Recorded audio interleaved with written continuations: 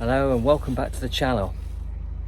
And I can take a lot of thanks and a lot of peace in the knowledge that my boat, after being out of commission for the last 6 weeks, is finally shipshape again. Here's why. Hi there, welcome back to the channel, where we have had a little bit of an issue in the engine bay. There's been a replacement part fitted. Come along today and find out how and why this happened, where we actually got the replacement part from, and how it was fitted. Thank you very much for taking the time to watch. Please do like, share and subscribe this experience. Let's get it out there, but more importantly, I'm back on the water again.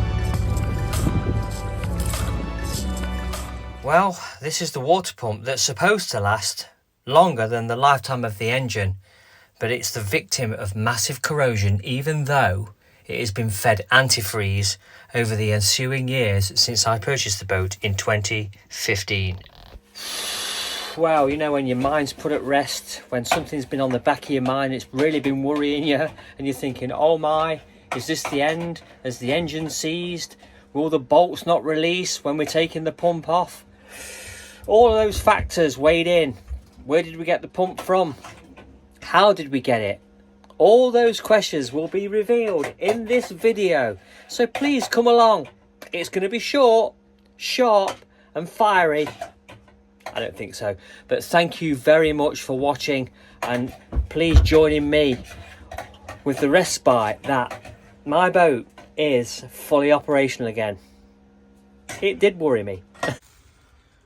That's at 82 degrees. I've got a big adjustable that's as big as or a bit longer. It goes up to 65 mil. I need that. Fresh coolant out the van. Brilliant. And then we'll go for a crank. Go for a crank. Yeah. Wow, thanks very much. Well, there it is. That's the water pump. Done a fantastic job as usual, looking after the boat, looking after me, making sure that my life's sorted. And as I say at work, the lad has become the dad, and the dad is now the lad. Yeah, we do put antifreeze in, but then do we bleed it through? Do we remove, say, a litre's worth of antifreeze when we replace it with new antifreeze? That could also lead to this type of corrosion. The boat is 2001. It has been on the water since around about that time, and one would expect that a water pump would last more than the life of its engine, but in this case it hasn't. So that begs the question, what was being done on this boat before I purchased it? Just make sure that when you're going to buy a boat that you check absolutely everything, and the heart of the engine and the heart of the boat rather being the engine, make sure that you check absolutely everything before you make that purchase, because it could be the difference between you having a pleasant experience on your new boat or not. And we certainly don't want to be running into one problem after another. And since I've had the boat, my boat, since October 2015, I've had very little to worry about. But then I was wondering, why is it taking so long for the hot water to eat up running the engine? Well, the simple matter of the fact was I had a slow burn going on, and that was it. But hey presto, along came a man, somebody I know very well, and he sorted it out for me right from the start right to the finish.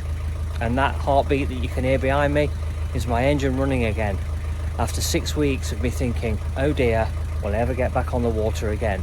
Well, I am on the water, but I mean moving around again. But thankfully, as from today, that's going to become a reality again, because this bad boy, this baby behind me, needs to strut. So there's the point of corrosion. Oh my god, look at the state of that thing. You also had nose go. Snap. Oh right, okay. Because it's brittle, but I replaced it. It's this one here. Top of the chlorifier. Wow, okay. Oh yeah.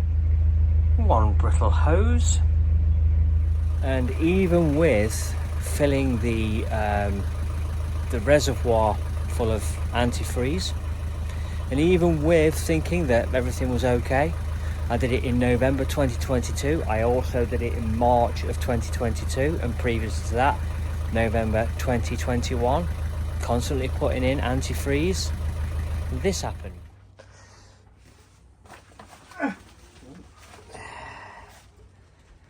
Good. So the thermostat's been tested and it's been put back on. That was it. Lovely.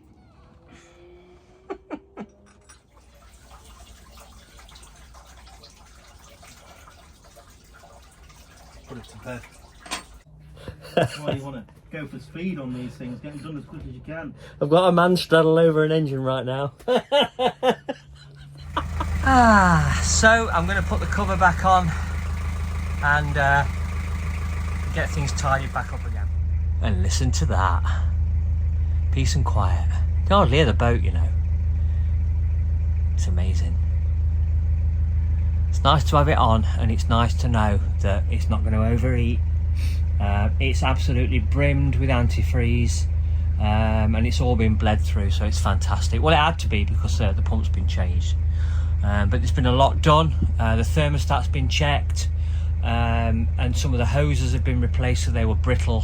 One of them indeed snapped when the engineer, a person that I know very well, gave it a thorough diagnosis, so all power to him for that.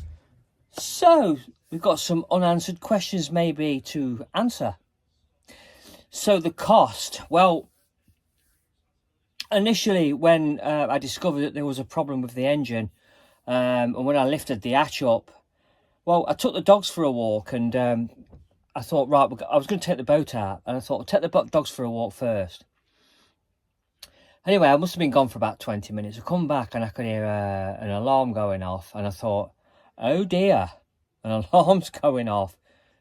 And then when I got onto the back of the boat, the oil light was on, and I thought, no more of it. I thought, just turn the engine off. Turned it off, lifted up the hatch. Well, it was like a boiling kettle. There was just steam everywhere, and everything was condensated up. Obviously, the oil had weakened because, you know, and that was the reason for the oil light going off. Everything was going wrong.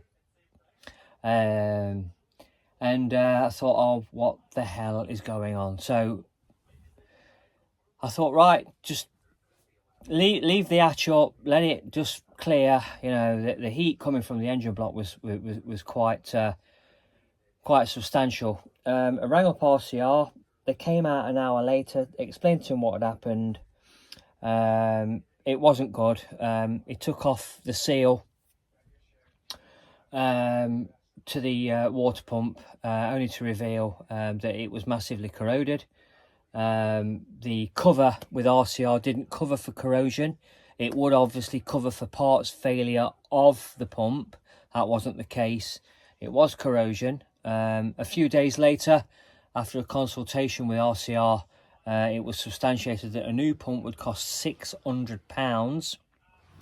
It's an Isuzu engine, so that would be the part required. There was also a facsimile part available for £400, and with possible labour ranging in the area of about 4 hours, 2 hours to get it off, 2 hours to put it on. It was like £50 an hour, so there was another £200 on top. So we're potentially looking anything between £600 to £800 to get this repaired. Anyway, I phoned a friend. More than just a friend, someone that I know very, very well and I've known all my life. And all of his. He was straight on it. He was all over it. In fact, within a day, he'd spoken to RCR, some of his colleagues there that he used to work with. He'd sourced another pump from Hong Kong. I'm not going to say anything, okay? I don't like China very much, particularly at the moment with everything that's going off in the world. Not a fan. Not a fan of the regime, really not. But that being said, it was the price. It was an incredibly low price. The pump was actually £85, £86 to be more precise, and the importation cost was some £35, which made it £121. And with a fitting of almost, the fitting of it was negligible. That made it a far more interesting prospect to purchase than at between £600 and £800. So there you go. That's it. That's the story of the pump, and let's hope it never happens again. But at least I know that if this one fails, it'll be a parts failure, and RCR do cover that. And here's the bill, all the way from Kowloon in Hong Kong, just for a little bit more clarity on the price. Thank you. So there you go. Once again, thanks for watching. All sorted, all ship shape, ready to go. Can't wait to get her back out on the water. Been a bit miserable this last week in February 2023, and March the 1st has started off a little bit rainy, a bit squally, but hopefully in a couple of weekends times I might have another video of me blissfully on the water again. Hey, how about that? Come and join me. Hey, listen, you lot, just take care, and thanks again for watching. If you like what I'm doing here, please consider subscribing to my channel. And if you did this with your favourite YouTuber as well, I'm sure that they would appreciate it just as much as I do. Take care.